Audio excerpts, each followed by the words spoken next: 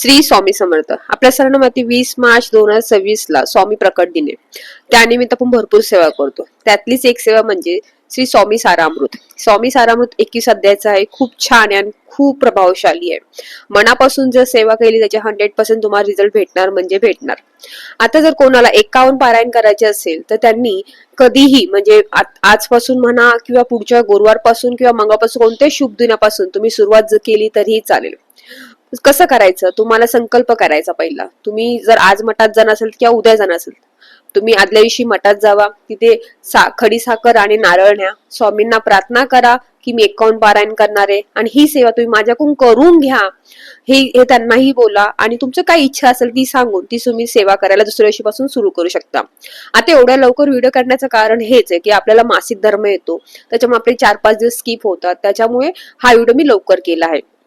काही काय का आपण गुरुचैत्र पारायणी करतो, त्याच्यामुळे हा व्हिडिओ जरा लवकर केला. कारण हेच आहे की तुम्हाला जर 51 पारायण करायचे असेल तर तुम्ही ते मनापासून करता यावे, कोणती अडचण नाही यावी.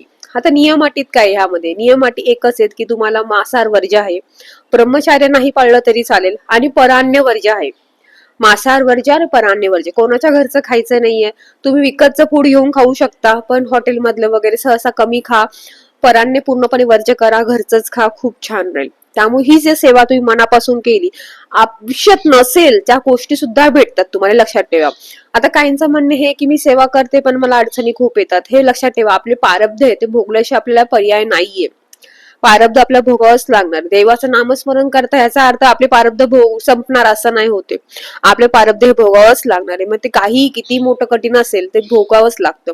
फक्त एवढंच की आपण जर स्वामींचा हात धरला आहे तर त्यांचं आपल्या डोक्यात त्यांचा हात असेल तर किती मोठं संकट असेल, किती मोठं दुःख असेल, आपण त्यातून निघू. स्वामी आपल्याला त्यातून तारतील, आपल्याला मार्ग दाखवतील. मी स्वतः अनुभव घेतलाय म्हणून तुम्हाला सांगते, त्यांचा हात सोडू नका. आणि श्री स्वामी सारामृत 51 पारायण करा. स्वामी प्रकट दिन आपण तुमचे ते पूर्ण आरामशीर होतील. अगोदर झाले तरी चालेल, काही अडचण नाहीये. उलट खूप छान सेवा. सोबत 11 माळी श्री स्वामी समर्थ मंत्र जप करा, 11 वेळा तारक मंत्र करा. ही सेवा जर मनापासून केली, कारण स्वामींना तुमचा भाव पाहिजे नसतो. तुम्ही किती वेळा करता ते महत्वाचं नाही, तुमचा भाव किती महत्वाचं ते बघतात. मनापासून केली तर तुम्हाला त्याचे 100% का 1000% रिझल्ट भेटतील.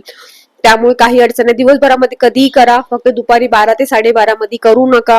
दिवसभरामध्ये एक टाइम फिक्स करा की ह्या टाइमात मी ही सेवा करणार आहे, त्यावेळी ती सेवा करा. तुम्हाला नक्की त्याचे चांगले प्रभाव भेटतील. कारण स्वामींचा प्रकट दिन म्हणजे आपल्यासाठी बोलतात ना, सगळ्यात दसरा दिवाळीपेक्षाही खूप मोठी गोष्ट आहे. त्यामुळे ही सेवा नक्की करा, चांगले अनुभव नक्की येतील. श्री स्वामी समर्थ.